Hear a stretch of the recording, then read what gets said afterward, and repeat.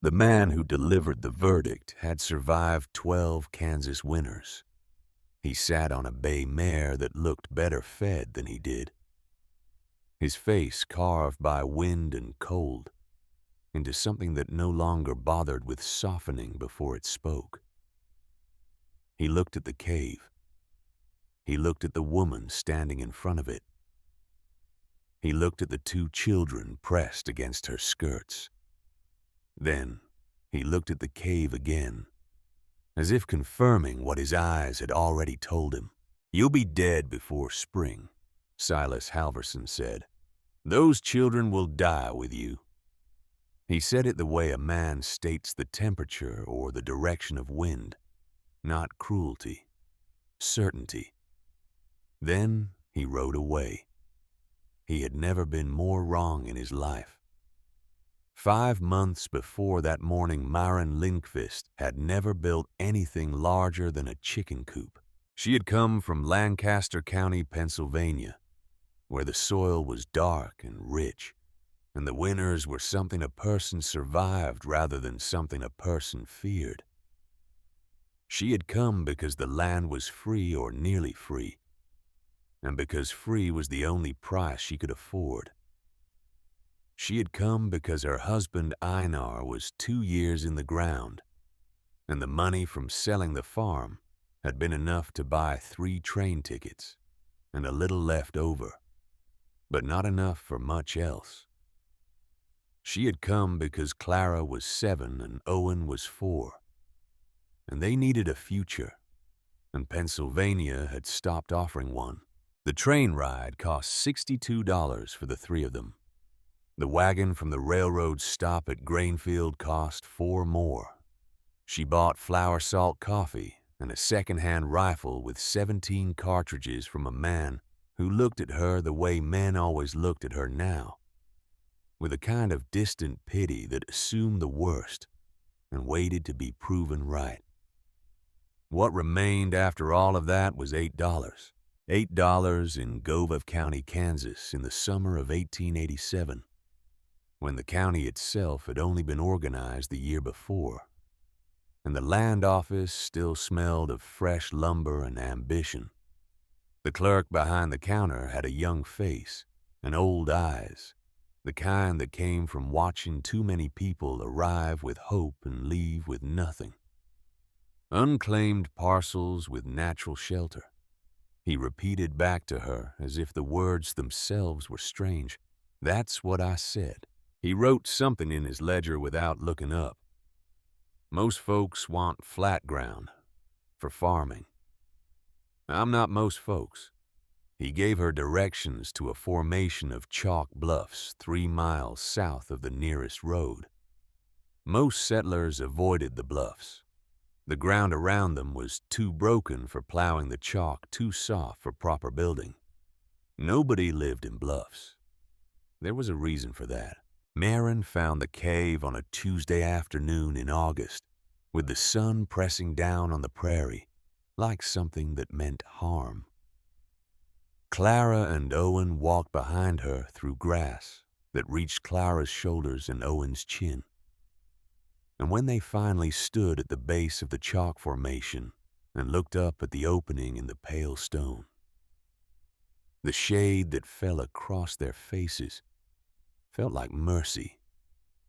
The cave was not much, 15 feet deep, 8 feet high at the mouth, narrowing to a crack at the back, where centuries of rain had worked its way through the rock and left long dark stains on the pale chalk face. The floor was uneven, scattered with fallen stone, and the small bones of animals that had crawled inside to die. It smelled of mineral cold and something older than memory. Clara looked at it for a long time. "Are we going to live in there?" "We're going to make it livable," Marin said. She said it with more confidence than she felt, but she filed the homestead claim the next morning. And by the time Silas Halverson rode up on his bay mare 3 days later, She had already begun moving their belongings inside. Halverson had been in Kansas since 1875.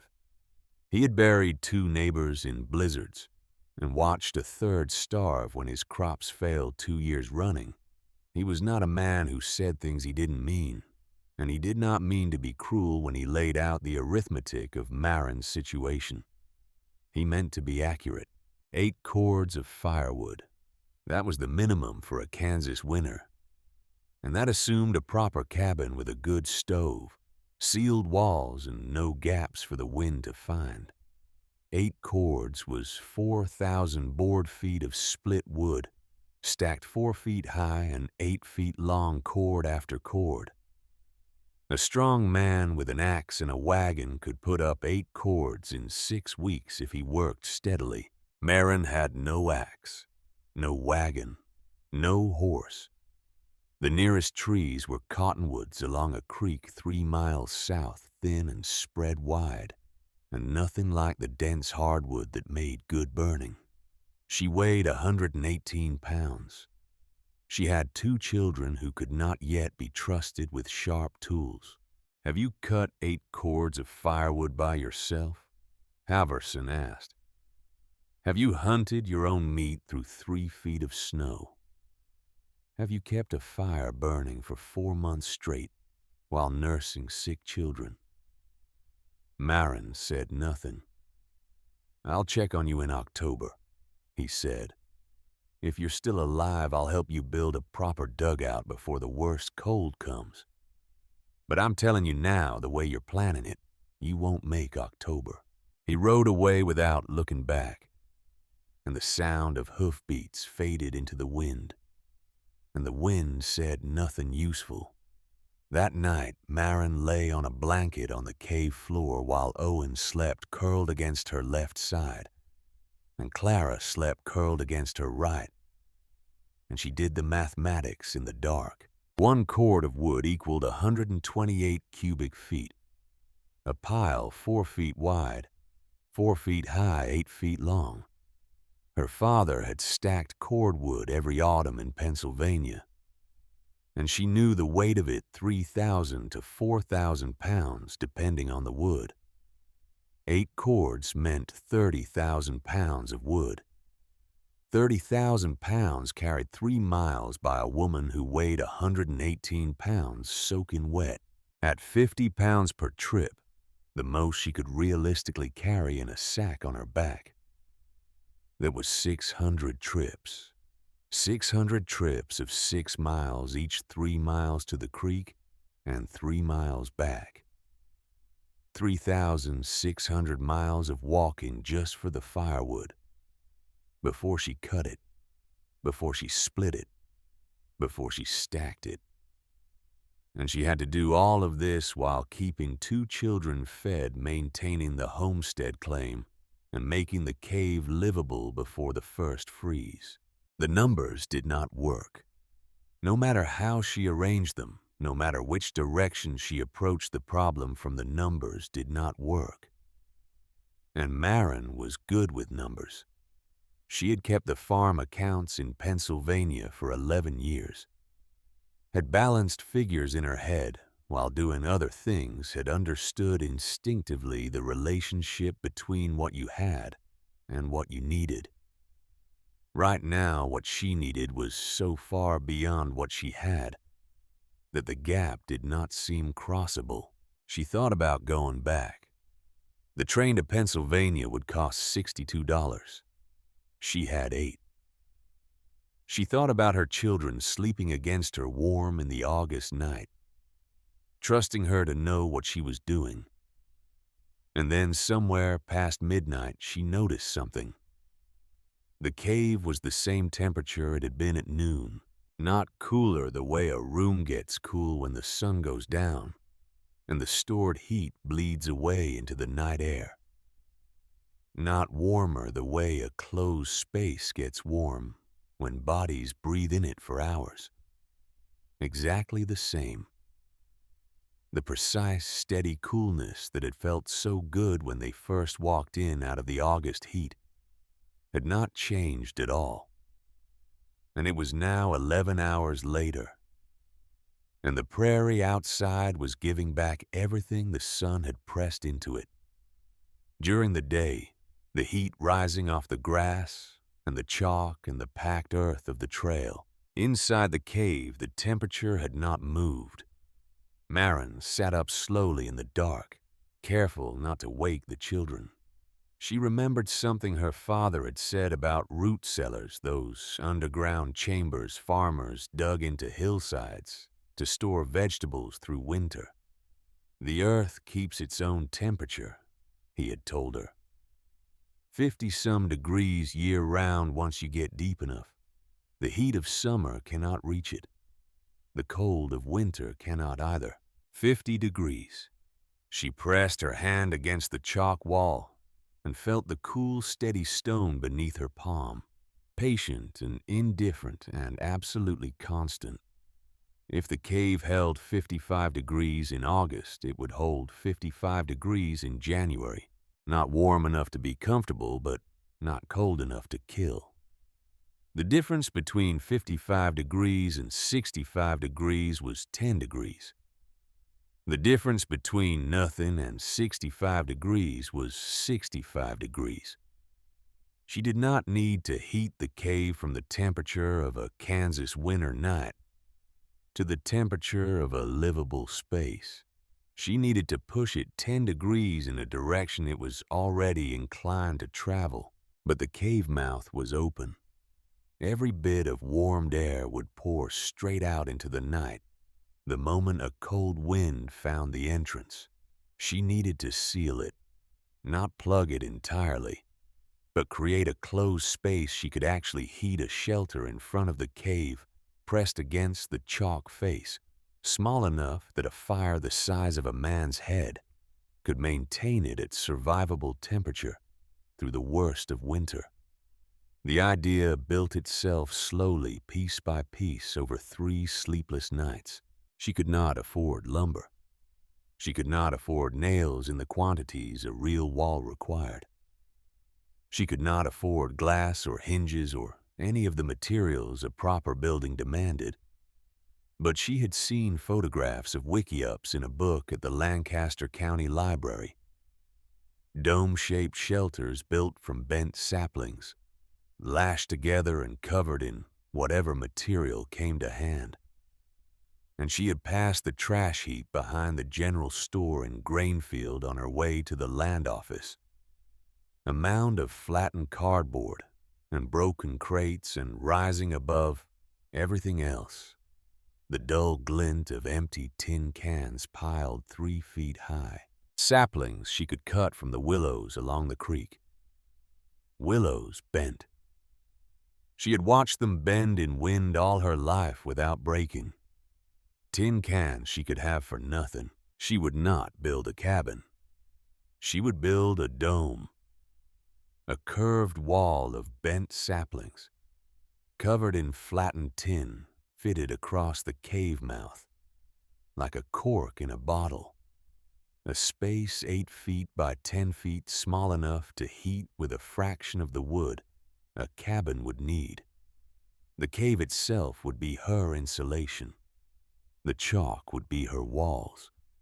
The constant temperature of the earth would be her foundation. In the morning, she walked to Grainfield, 9 miles each way in August heat with both children, because she could not leave them in a cave alone. Harlan Groft had been running the general store in Grainfield for 4 years, long enough to have developed confident opinions about which settlers would make it and which would not. He was a large man, broad in the way that suggested he had once been strong, and had since traded that for comfortable with fingers always stained faintly brown from the tobacco he chewed, and eyes that calculated everything they rested on. He was calculating now, watching this woman cross his store toward him, thin and straight-backed, with 2 children at her heels, and the specific look of someone who was not going to ask for anything she did not intend to get. She told him what she wanted. He stared at her for a moment, then started to laugh. "You want my trash," he said. "Tin cans, empty ones, as many as you have, any as you—" Groff shook his head slowly, the laugh settling into something lower and more private. He had heard about the widow who had filed on the chalk bluffs. The clerk at the land office had told the story twice. At least the Pennsylvania woman who wanted natural shelter, who had looked at a hole in a rock and seen a homestead. "You know what people are saying about you, the crazy widow who's gonna live in a cave? Now you want to build something out of garbage. Will you give me the cans or not?" He looked at her for another moment. Then he said he would give her every can behind the store and the hotel's cans, too. And she was welcome to them. He leaned forward close enough that she could smell the tobacco and old sweat.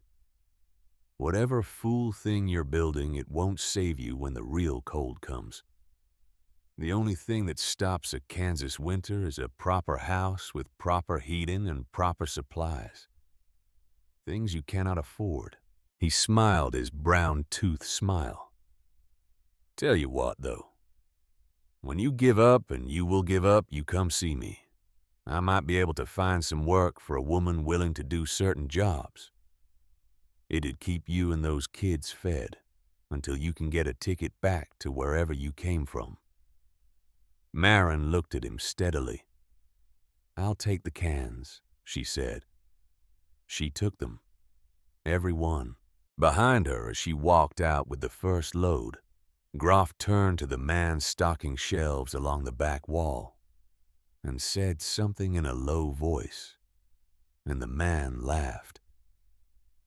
Marin did not turn around. She had what she came for. What Harlan Groff did not understand and would not understand until it was far too late was that he had just handed his enemy her weapon. Through August and into September, Marin made the trip between the cave and grain field twice a week, carrying tin cans in a canvas sack, until her shoulders ached so deeply she stopped being able to tell where the aching ended and her body began. She lost weight she could not afford to lose. Her feet blistered, healed, and blistered again. She returned each time with 40 or 50 pounds of cans, which she hammered flat against a chunk of chalk outside the cave entrance, each one beaten until it lay more or less level, the edges still sharp enough to cut if you weren't careful. Clara was not always careful. One afternoon in late August, Marin heard a small sound from where Clara was working, not a cry, just a sharp intake of breath, and looked over to find the girl pressing a strip torn from her apron hem. Around 2 fingers, her jaw set in the particular way that meant she had decided not to make anything of it. The cut was real. The bleeding was real. Clara wrapped it tighter and picked up the next can. 7 years old. Owen brought things. He did not understand what was being built, not fully. But he understood that building was happening and that Mama needed things, so he brought what he found: a hawk feather, a chunk of pink quartz, a dried stem of prairie grass, with the seed heads still attached. He laid them in a line near Marin's work area and seemed satisfied. 4 years old, and he already knew that you showed up with what you had. The saplings came harder. The willows along the creek were thin and numerous, easy enough to cut with the hatchet she had bought for 78 cents in Grainfield. But they had to be stripped of branches and carried 3 miles uphill. Each sapling weighed only a few pounds, but she needed dozens. And the hatchet went dull inside a week and had to be sharpened against sandstone until the edge came back and then went dull again. 2 saplings cracked before she understood the technique. Willows would bend, but not all at once. She learned to soak them overnight in the creek, to bend them by degrees over several days to lash them in position and let them take the curve before pushing further. It added time she did not have. She pushed through it anyway. Edna Bergstrom came by on a hot afternoon in mid-September, officially to bring vegetables from her kitchen garden, actually to see what the cave woman was doing. She was a solid woman in her 40s, Roland Bergstrom's wife, their homestead 2 miles northeast. She stood at the edge of the work site with a basket of turnips and small onions on her arm, looking at the pile of flattened tin, the stripped saplings drying in the sun, the cave mouth behind it all. "What are you building?" she finally asked. Marin explained. "The dome, the constant temperature of the earth, the small closed space that could be heated with a fraction of the wood a cabin required." As she talked, she watched Edna's face move through stages. Curiosity, confusion, doubt, and then something harder than doubt. "So you're betting your children's lives," Edna said slowly, "on a theory about cave temperatures." "It's not a theory. The cave is 55 degrees right now. It will be 55 degrees in January. And if it isn't?" The question sat in the air between them. "If it isn't," Marin said, "I'll have a shelter I can heat with whatever wood I've managed to collect, which is more than I'd have with no shelter at all." Edna shook her head. She told Marin about the Hendricks family, a husband and wife and 2 children, found frozen in their cabin 4 years ago. Not because the cabin was poorly built, but because they had run out of wood. A proper cabin with proper walls. And they still died because the wood ran out. She gestured at the saplings and tin. "You're not building a proper cabin. You're building something that should not work, and you're going to put your children in it." $8 doesn't buy proper," Marin said. $8 buys this or nothing." Edna left the vegetables without saying goodbye. Marin fed them to the children that night and did not sleep. "You're betting your children's lives on a theory." The words were still there in the morning and the morning after, and every morning after that, while the dome grew. She could not make them stop being true. She could only keep building and hope that true was not the same as fatal. By September 15th, the first saplings were set into the chalk floor. The chalk was softer than expected, soft enough to carve holes with a knife and a rock used as a hammer. And she wedged the sapling bases in tight and set them in an arc across the cave mouth. 11 poles on each side angled inward. When she had them all in place, she bent the tips toward the center and lashed them together. And the frame that resulted looked like the ribcage of something enormous. Pale willow bones curved against the pale chalk face of the bluff. It took the rest of September to cover the frame in tin. She started at the bottom and worked up, overlapping the flattened cans, like shingles on a roof, wiring each one to the sapling framework, with thin wire salvaged from the same trash piles that had given her the cans. The wire cut into her fingers. The tin edges found her wrists, her forearms, the backs of her hands. She sealed the gaps where tin met chalk with mud mixed with dried grass, pressing it into every seam she could reach. Clara worked beside her when she could, handing tools, holding pieces in place, while Marin wired them down. Owen watched from just inside the cave entrance, his small face serious in the way that 4-year-old faces get serious when they understand something important is happening, even if they cannot name what it is. The dome took shape through October's first days. and on the 1st of October, 1887, Maren Lindqvist drove the last wire through the last tin panel and stepped back and looked at what she had built. It was ugly. The cans did not match. Some were still bright, some rusted orange, some bent at angles that caught the light wrong. The frame bulged where saplings had not set perfectly. The mud ceiling was lumpy and uneven, and looked as though it might surrender to the first hard rain. But it was finished, and when she stepped inside and pulled the canvas door closed behind her, the wind stopped. Outside, an October breeze was moving across the prairie, the kind that found every gap and pressed through it. Inside the shelter, the air was absolutely still. Maren built a small fire in the pit she had dug near the entrance, no larger than what she could hold in 2 cupped hands. The smoke rose toward the gap she had left in the upper tin work and found its way out. Within an hour, the space was warmer than any room she had slept in since leaving Pennsylvania. She checked the walls for drafts, found 3, sealed them. Found 1 more, sealed it. By nightfall, the interior was holding 60 degrees, with a fire that would have barely heated a single room in a proper house. Clara pressed her palm flat against the cave wall, the bare chalk where natural rock showed between the dome's edge and the stone ceiling above. She held it there, and then turned to look at her mother. "Mama," she said, "the rock is warm."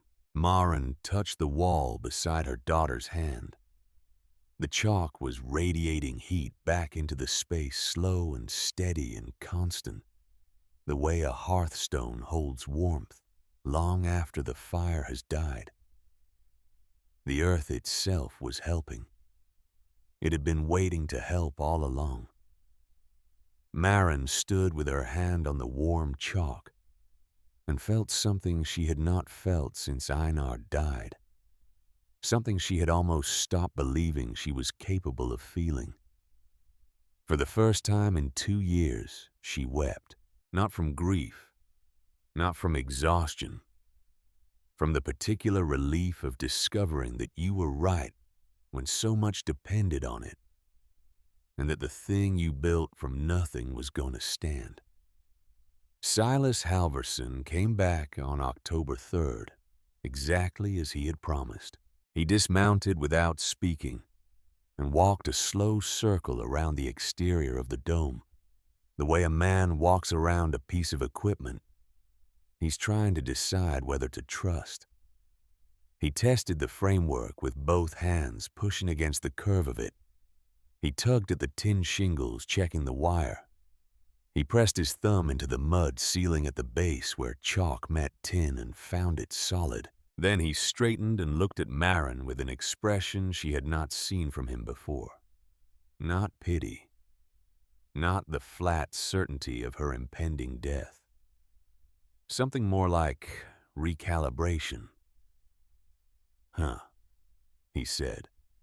It was the most positive sound anyone had made in her direction since she had arrived in Kansas. He said the idea was sound, that the cave's constant temperature was a real advantage, that a small sealed space was genuinely easier to heat than a large open one. Then he asked how much wood she had. "A quarter cord, maybe a third." Halverson repeated the words the way a judge repeats a sentence. A quarter cord. He looked at the sky, looked at the dome, looked back at her. "It's October," he said. "First snow could come any week. A quarter cord might last 2 months if it's a mild winter. It won't get you to spring. I'll get more. How you spent 2 months building this thing. The creek's not getting any closer. And once the snow comes deep, you won't be making those trips. Drifts on this prairie pile higher than a man's head." He had no answer for her silence, and she had no answer for his arithmetic. What he did instead was reach into his saddlebag and pull out a canvas sack. Dried venison, he said, should carry her through October if she rationed carefully. And he had scrap cottonwood at his place, not the best burning, but it was wood, and he would bring her a quarter cord if she would trade him a season's labor come spring planting. It was the first time anyone had offered her something without wanting her failure in exchange. "I'll take it," she said, "and I'll work your spring planting if I'm able." "If you're able," he said. And then quietly, not unkindly, "God help you, woman. I hope this contraption works." He rode away and Marin went back inside, and the dome held the warmth of the small fire she built that evening until the walls of the cave itself seemed to breathe it back. The first frost came on October 19th. Marin woke before dawn to find ice on the water bucket inside the cave, a thin skim of it that caught the first gray light through the canvas door. The children were curled together under every blanket they owned. Clara's arm wrapped around Owen's back, their breath making small clouds in the cold air. There was still a section near the top of the dome, 2 feet wide, where she had not been able to reach without a ladder she did not have. She had been stacking chalk rocks as a platform, but the footing was uncertain and the height was tricky, and she had told herself she would get to it in a few morties. She got to it that morning. She climbed the rock pile again and again, wiring tin panels into place, while her fingers went first painful and then numb, the wind finding her from every angle, Clara below handing up tools and tin, and asking no questions about how cold it was or whether they should stop. By noon, the gap was 6 inches. By 2 in the afternoon, it was closed. Marin stepped back on shaking legs and looked at the finished dome and felt nothing dramatic, just the particular satisfaction of a thing that needed doing now being done. She built a fire that evening and checked the temperature by feel. 60 degrees. Owen pressed against her left side, his small body warm and relaxed. And outside, the first real wind of autumn scraped across the prairie looking for gaps. On October 27th, Harlan Groft rode out to the bluff. He said he was checking to see if she needed supplies. He walked around the dome with his hands behind his back, poking at the tin panels with one finger, testing the seams. Looking at the structure, the way he looked at merchandise he was considering buying at a price he had not yet settled on. "Interesting construction," he said. "Wouldn't have thought you could make anything out of garbage." "You gave me the garbage," Marin said. "I made something out of it." Something shifted in his expression. "So you did," he said. "So you did." He turned to face her then, and the calculation that had always been in his eyes was no longer bothering to hide behind pleasantry. He knew, he said, that she had filed a homestead claim. He knew the requirements: 5 years of continuous residence improvements to the land. He had been thinking, he said, about expanding his interests. A little land speculation. The chalk bluffs had certain mineral properties that might prove valuable to the right buyer, and her claim was the only obstacle between him and the filing he had in mind. He was not threatening her. He was simply observing that winter was coming, the real kind, the kind that killed. And when it did, what it usually did to people in her situation, he would be ready to file the moment her claim lapsed. Nothing personal, just business. He tipped his hat and rode away. Marin stood watching him go, her hands trembling at her sides. Not from fear, from anger so clean and clear it felt almost like certainty. The same certainty that had sat up in the dark cave in August and said, "The earth keeps its own temperature, and you are going to use it." She went back inside and added wood to the fire. November came with its teeth already showing. The temperature dropped to 4 below zero on the 3rd of the month, rose to 10 above on the 7th, then dropped again. Each cycle ate into the wood supply. Each cycle tested the dome's ability to hold heat against the wind that came off the open prairie as though it had been traveling a long way and meant to arrive. The dome held. On the coldest nights, with the fire built up to the size of a man's head, the interior stayed above 50 degrees. On milder nights, it reached 62. Maren burned wood as carefully as she had ever done anything in her life, feeding the fire the minimum it needed, banking it at night, coaxing it back in the morning from coals she kept alive through sheer attention.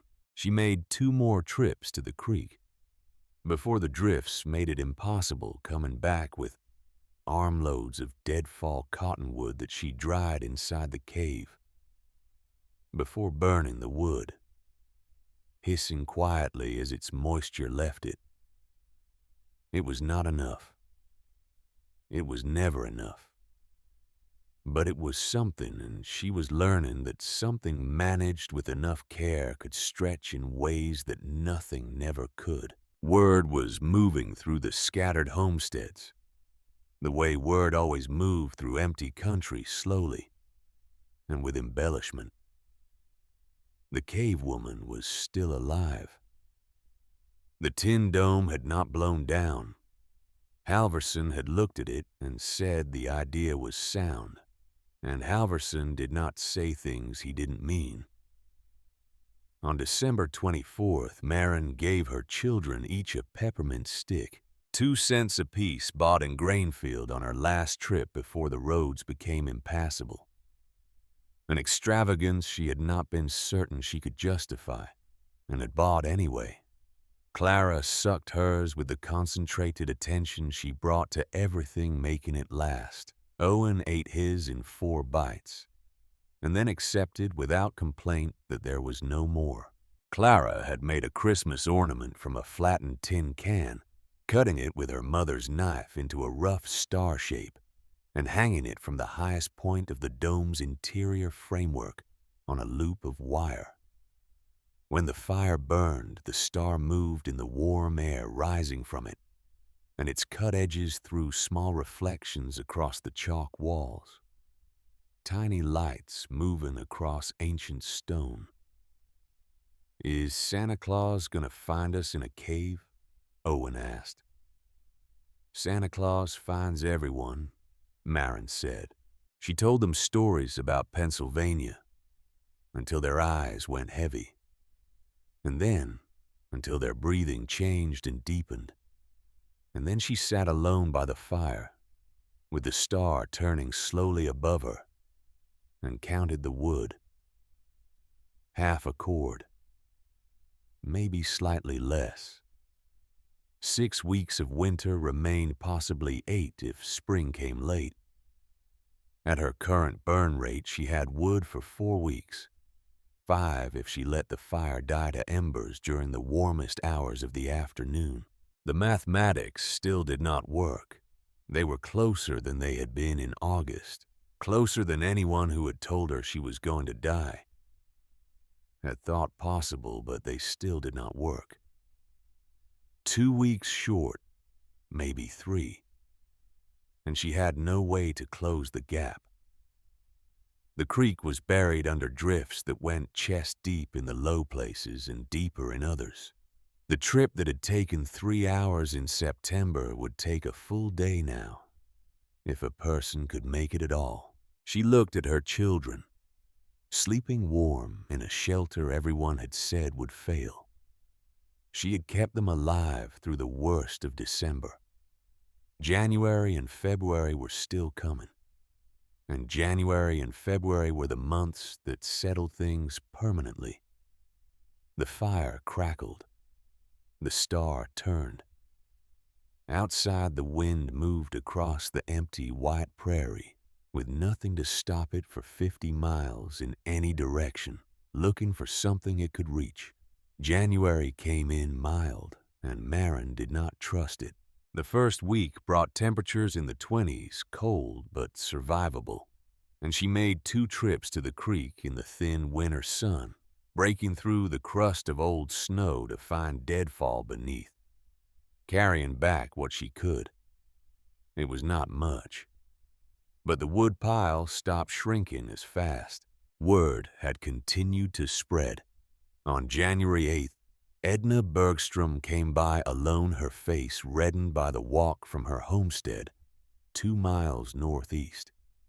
She stood in the entrance of the dome with her mittens in her hands and looked at the interior, the way a person looks at something that has contradicted their understanding of the world. "They're saying your shelter holds 60 degrees, she said. 55 to 62 depending on the fire. Our soddy barely holds 40 on the coldest nights. Roland stuffs rags into every crack he can find, and we still wake up with frost on the blankets." Maren showed her the interior. The sealed tin walls, the mud-chinked edges, the way the chalk face radiated heat back into the space. Edna walked through the small room with her hand trailing along the walls, feeling the warmth that seemed to come from the stone itself. "It's like an oven," she said. "A stone oven turned inside out." "That's exactly what it is." Edna stood there for a long moment, something working itself out behind her eyes.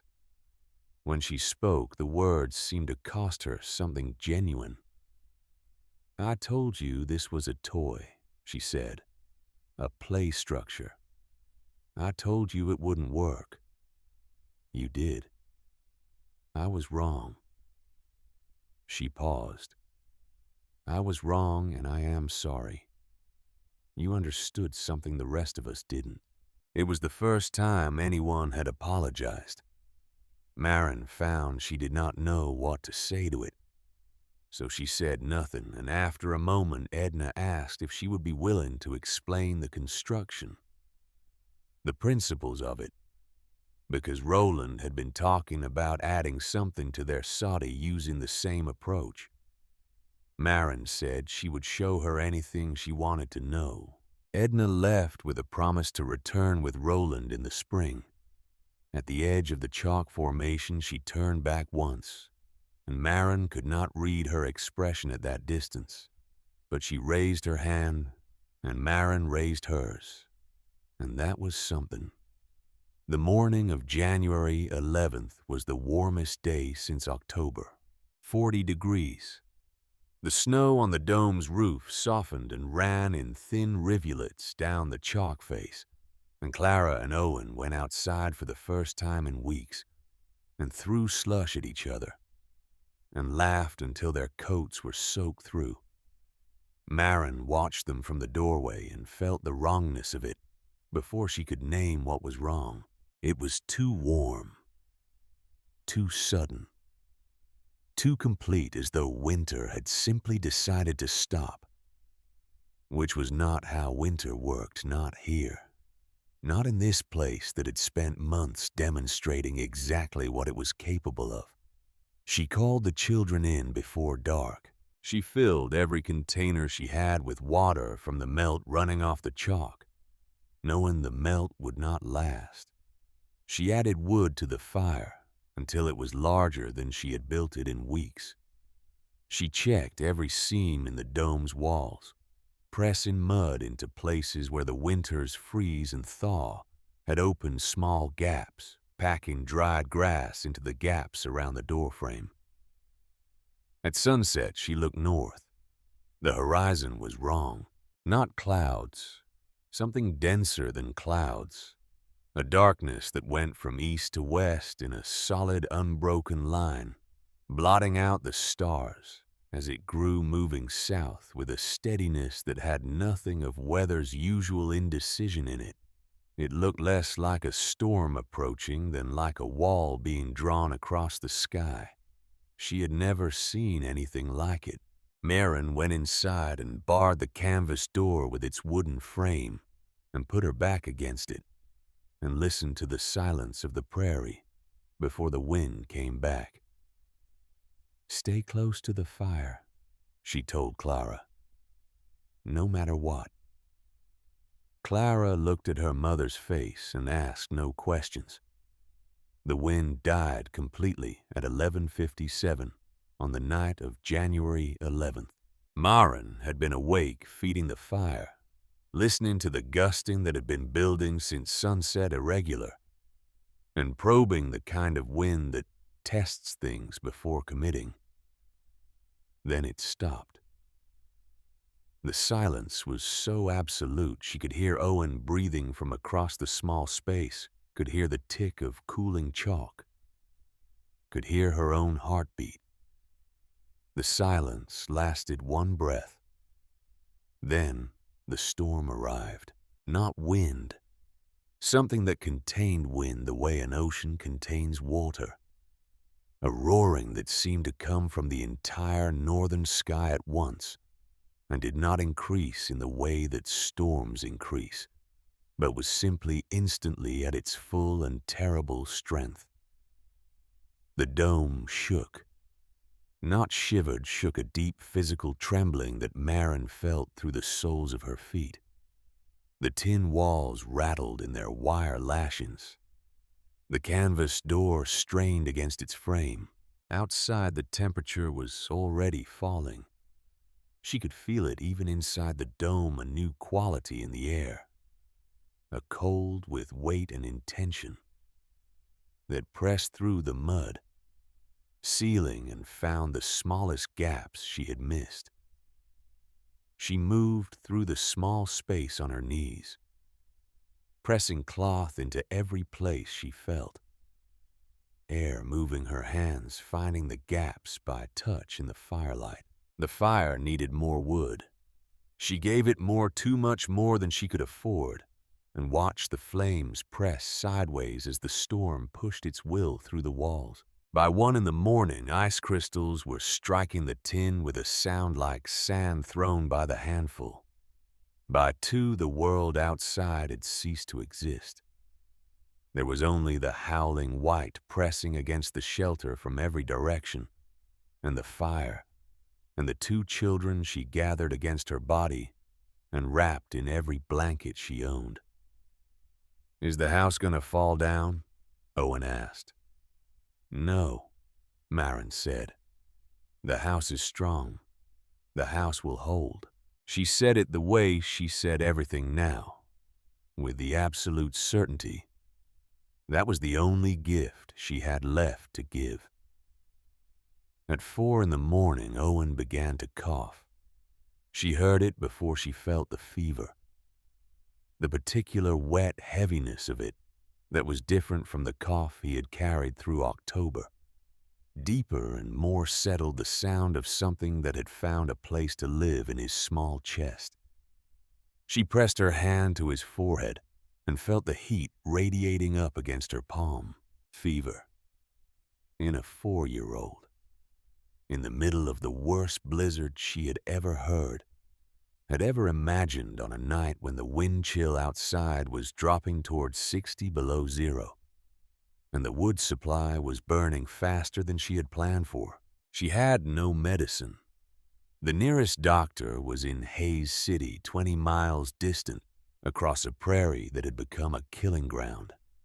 She had water and blankets and a fire that was eating her wood supply at a rate she could not afford and could not reduce, not tonight, not with Owen's temperature climbing.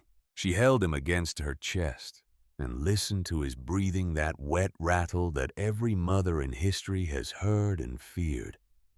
And she rocked him the way she had rocked him when he was an infant. And she talked to him quietly about Pennsylvania, about the farm, about his father who had been a good man and a patient one, and who would have known what to do here, or would have pretended to, which amounted to the same thing. Clara pressed against her other side, silent, her small hand finding Marin's arm in the dark and holding it. "Is Owen going to die?" she whispered. "No," Marin said. "Owen is going to be fine. The fever will break. The storm will pass. We are going to be all right." The shelter shook. The wind found new cracks, new paths through the ceiling she had spent 2 months applying, and the cold came in thin and precise as needles.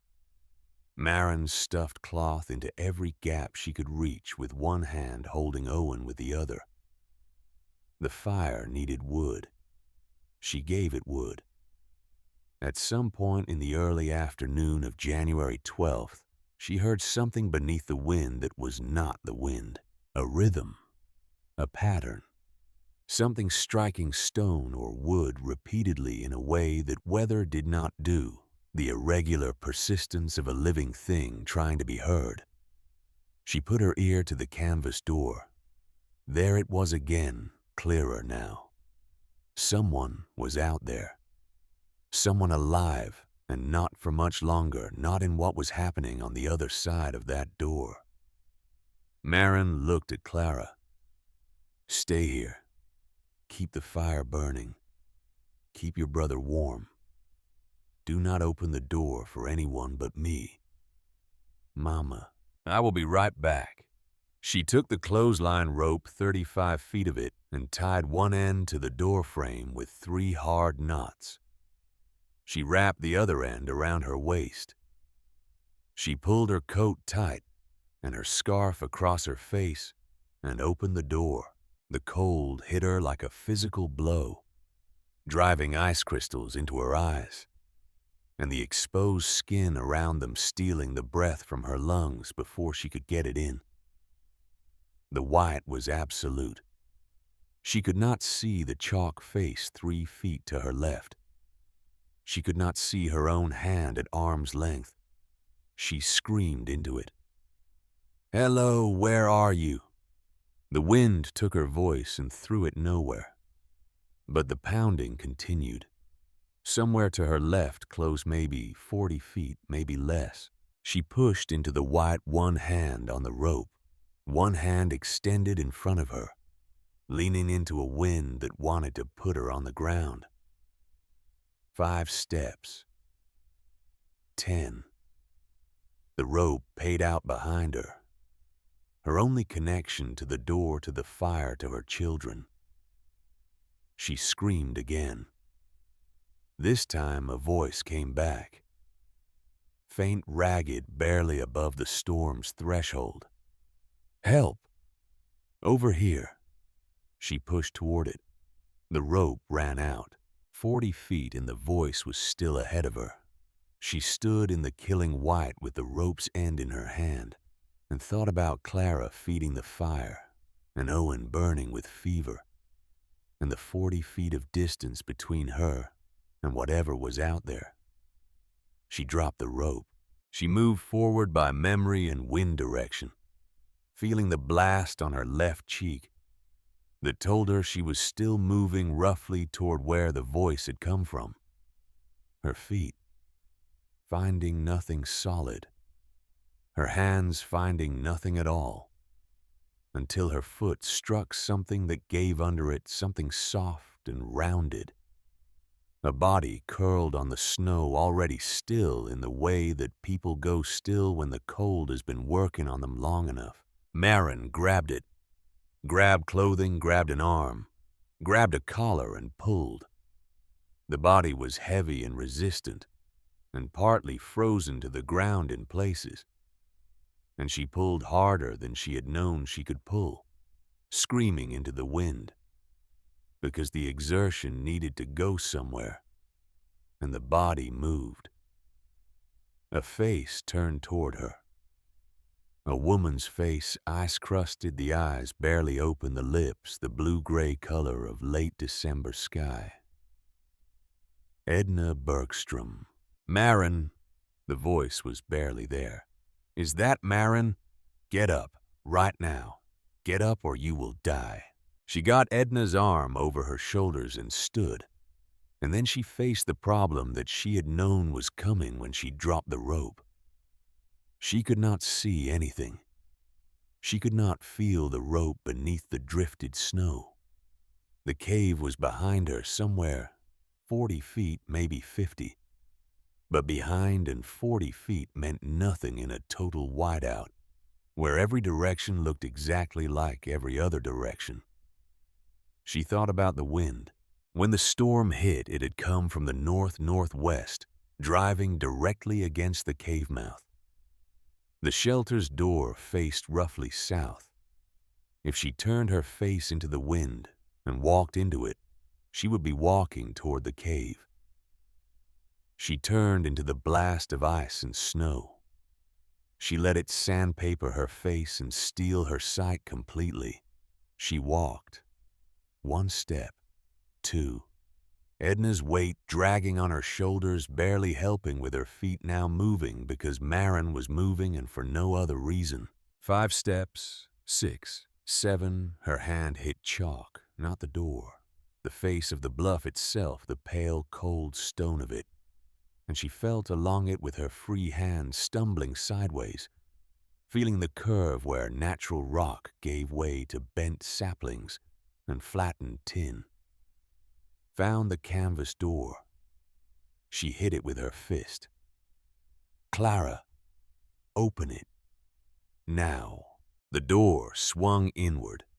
Warmth poured out into the killing cold. Not much, not enough to feel like warmth in that moment, but real. And she shoved Edna through the opening and followed and pulled the door shut behind them and leaned against it while the storm fought to follow them in. For a long moment there was only the sound of breathing. The fire, Owen's wet cough, the distant howl of what was still happening outside. Then Edna spoke. "Roland," she said. Her voice was steadier now, the heat beginning to reach her. "Roland is still out there, and the Pruitt family. We were all trying to reach the Thompson place. We got separated on the road when it hit. I don't know where anyone is. I just kept walking until I hit the bluff." Maren looked at the fire, at Owen wrapped in blankets, at Clara, her face white and still and trying very hard not to show what she was feeling. "How many?" Maren asked. 9, maybe 10. The Pruitts have 3 children. And the Groff boy, the storekeeper's son, Beckett. He came with us. 9 people in a blizzard that was trying to kill everything it touched, walking along a road that passed within 100 yards of this spot. Maren looked at her woodpile. She looked at her son. "Clara," she said, "build the fire up. Use what we need." She went back out. She found Roland Bergstrom 200 yards east of the cave, crawling on his hands and knees through the drift. His hands so frozen they had curled into shapes that no longer resembled hands. He could not have lasted another 10 minutes. She got him up and walked him back, the wind at her back. This time the rope she had retrieved from the snow playing out from the door frame, and she left him inside and went out again. The second trip brought Willa Pruitt and her youngest, a girl of 2, who had stopped crying because she no longer had the strength. They had gone down into a drift together and couldn't get out, and Willa was screaming her husband's name into the white. And Maren heard her before she saw her, followed the sound through 40 feet of nothing. The third trip brought Beckett Groff, Harlan Groff's son, 16 years old, the boy who helped his father stock shelves and count inventory and inherit a man's certainties. He was face down in the snow 30 feet from the cave entrance, close enough that she almost stepped on him, his coat stiff with ice, his face turned the wrong direction. If he had been facing 10 degrees differently, he would have walked straight to the door. She turned him over and hit him across the face with an open hand, hard enough to be felt through the cold, and his eyes opened. "Get up," she said. "Right now. Get up." He got up. The shelter was crowded now in ways it had not been built to accommodate 8 people in a space designed for 3. The fire consumed wood at a rate that made Marin stop looking at the pile, because looking at it did not help. Edna had taken charge of Owen, holding him upright against her chest to ease his breathing. Her earlier weakness burned away by the warmth and the purpose of it. Roland sat by the fire with his hands wrapped in cloth, shaking with a violence that the heat was only slowly correcting. Willa Pruitt held her small daughter and did not speak. Beckett Groft sat against the chalk wall with his knees pulled up, his lips still faintly blue, watching Marin with eyes that held something she had not seen in anyone's eyes since she had arrived here. Edna said there were still people unaccounted for. Corbett Pruitt Willa's husband and their 2 older children. They had been on the road when the storm hit close together, and then suddenly not close at all. Marin checked her hands. She could not feel the last 2 fingers of her right hand.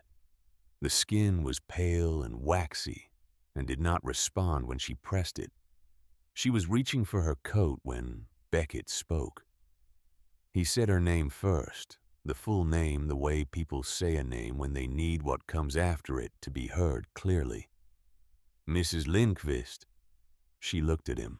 His voice was still unsteady, the cold not entirely out of him yet. "My father said you would die in this cave. He said your shelter was worthless. He said—" The boy's voice broke somewhere in the middle of that sentence, and he stopped and started again. "He was wrong. You saved my life." She waited. "But if you go out again," he said, "everyone you just saved dies alone in here when the fire burns down. You cannot save everyone." The shelter shook. Owen coughed a sound that reached into Marin's chest and closed around something there. She stood for a long moment with her coat half on and her frostbitten hand at her side. Then she sat down. It was the hardest thing she had done since she had walked out of the house in Lancaster County for the last time and not looked back. Harder than the tin cans. Harder than the saplings in the dark. Harder than dropping the rope in the whiteout. She sat down next to Owen and put her good hand against his hot forehead and listened to him breathe, and outside the storm did what it was gonna do regardless. The blizzard ended sometime after midnight on January 13th. The wind died in the way it had arrived completely, and without warning, and the silence that followed was so deep and total that it woke Marin from the half-sleep she had fallen into. Sitting upright against the chalk wall, Owen was still feverish, but breathing more easily, the rattle in his chest not gone but lessened. The fire had burned down to orange coals. The temperature in the shelter was 52 degrees. Cold, but survivable. At dawn, she heard men's voices outside and the sound of something heavy being moved. And then Silas Halverson put his shoulder against the drifted snow that had banked against the dome's face and pushed through. He stood in the entrance and looked at the 8 people inside and said nothing for a long moment. Then he said, "You're alive."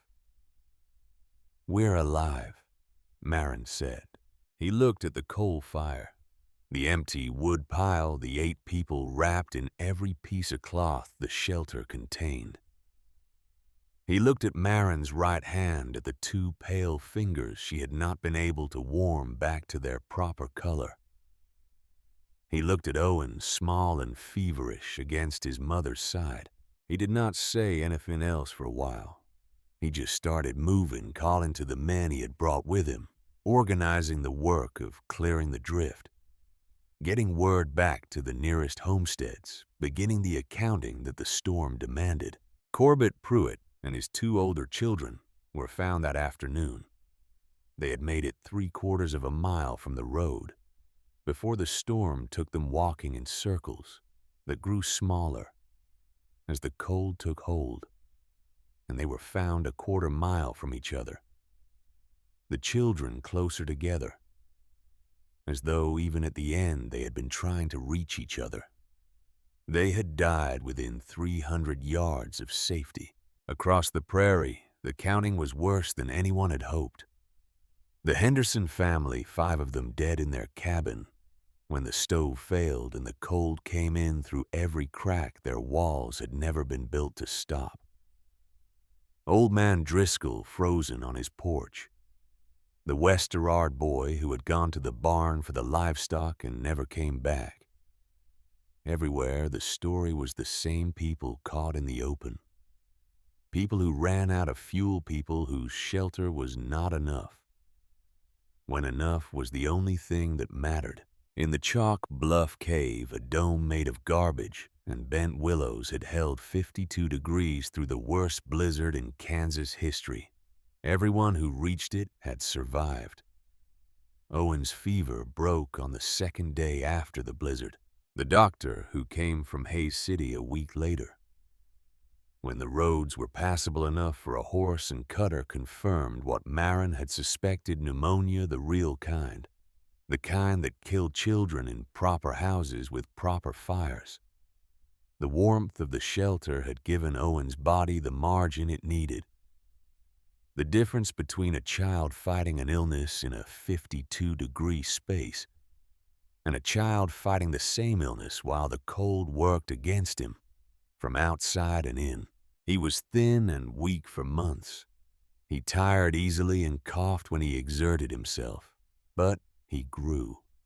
He kept growing the way children do when you give them enough time and warmth, and the cough faded with the spring.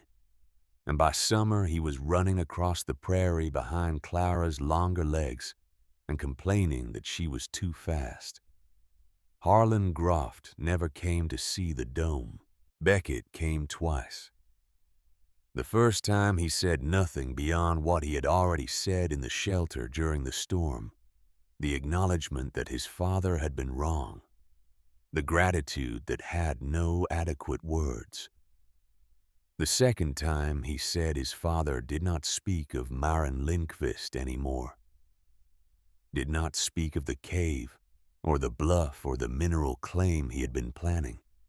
The certainty that she would fail had been the foundation of the scheme, and the certainty was gone.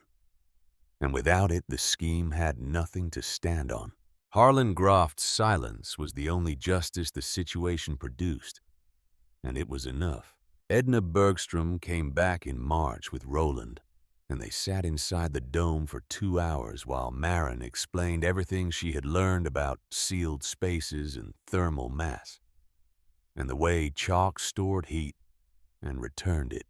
Roland asked questions, and Marin answered them, and Edna sat beside her husband and occasionally added things that Marin had not thought to mention, details she had noticed in her one long visit during the blizzard. The specifics of how the smoke gap worked the angle of the tin shingling at the base. They named their son Owen. He was born in December of 1888, healthy and loud, and Edna said she had chosen the name because the boy in the cave had coughed all night while his mother saved strangers from the snow, and she wanted to remember that. Silas Halverson came back 3 days after the storm, when the roads were passable and the death count was becoming clear. He stood inside the dome for a long time without speaking, looking at the tin walls and the willow framework and the mud chinking that had held against 50-mile-per-hour winds. When he finally spoke, he said he had been in Kansas for 12 years. He said he had survived storms that killed men better prepared than himself, and he had thought he understood what it took to endure a prairie winter. He said he had been wrong. He said that what she had built, he did not fully understand it. But he knew it worked, and he knew she had saved lives that would have been lost otherwise. And he held out his hand. Marin shook it. No long speech followed. No elaborate accounting of everything that had been said, and everything that had turned out not to be true. Just the handshake which said what it said, and the silence of two people who had stood on opposite sides of a question that Winter had answered definitively. He told her before he left that his neighbor Gustafson wanted to build one, that the preacher in Grainfield was asking about it for the church basement, that people were going to need someone to show them how. "I'll teach anyone who asks," Marin said, "for free. What I built because I had to. It shouldn't cost anyone else what it cost me." Halverson nodded. He mounted his horse. He rode away without looking back, the same as he had done in August. But the meaning of it was entirely different now. By spring of 1888, 7 new cave shelters had been started along the chalk bluffs of Gove County. Marin showed each family the same things: how to test the Earth's temperature before committing to a site, how to soak the saplings, how to overlap the tin for weather resistance, how to seal the seams with a mixture of chalk, mud, and dried grass that would hold through freeze and thaw cycles, how to leave the gap for smoke and position, the fire pit for maximum heat transfer to the rock transfer too. She had learned all of it by doing it wrong first, and she taught it the way things learn that way. Get taught with an attention to the specific failures that a book or a plan could not have anticipated. She proved up her homestead claim in 1892, 5 years after she had stood at the cave mouth with $8 and 2 children, and the knowledge that this was all she had. She never married again. She raised Clara and Owen in the Chalk Bluff shelter, improving it year by year. A proper wooden door with iron hinges, a stone-lined stovepipe, a floor of fitted chalk slabs that held heat the way the walls did. By the time her children were grown, visitors to the site marveled rather than pitied, running their hands along the walls, asking how she had thought of it, shaking their heads at the answers. She died in 1917 at the age of 63, in the same cave where she had once sat up in the August dark and realized that the earth kept its own temperature, and that this single fact changed everything. Clara and Owen buried her on the bluff above the cave, on the high ground that looked out over the same prairie that had tried for 30 years to wear her down. The same flat expanse that had looked at a woman with $8 and 2 children, and a hole in the rock, and said, "This will not work. You will not survive. The numbers do not allow it." The numbers had been wrong. On January 12, 1888, the temperature dropped 58 degrees in 6 hours. Wind speeds exceeded 50 miles per hour. The wind chill reached 60 below zero. Silas Halverson, who had survived 12 Kansas winters and buried 2 neighbors in blizzards, and believed he understood what prairie winter required, had looked at Marin Lindqvist and delivered his verdict with the flat certainty of a man who deals in facts. You will be dead before spring, and those children will die with you. He was wrong because Marin understood something he did not. The earth keeps its own temperature. A small fire in a sealed space is not a small thing. Something built from nothing is still something, and something managed with enough care and enough stubbornness can stretch past every calculation that says it cannot last. The skeptics had done their counting. $8 could not buy a house. One woman could not cut 8 cords of wood. A dome of bent willows and flattened tin cans could not stop a Kansas blizzard. Marin had done different counting. 55 degrees was warmer than 0. 10 degrees was easier than 65. Something was better than nothing, and nothing was what quitting offered, so quitting was never among the things she counted. The tin star that Clara cut from a flattened can on Christmas Eve of 1887 is displayed today in the Gove County Historical Museum in Quinter, Kansas. It is tarnished now, the edges rough and uneven, where a 7-year-old worked her mother's knife around a shape she had in mind. Beneath it, a small card reads, Christmas 1887, Lindquist Shelter, Chalk Bluffs, Gove County.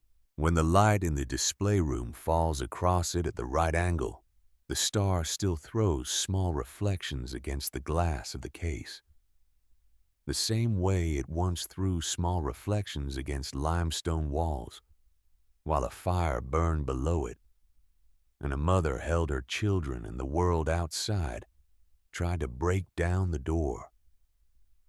The storm passed. The star remained. Some things do.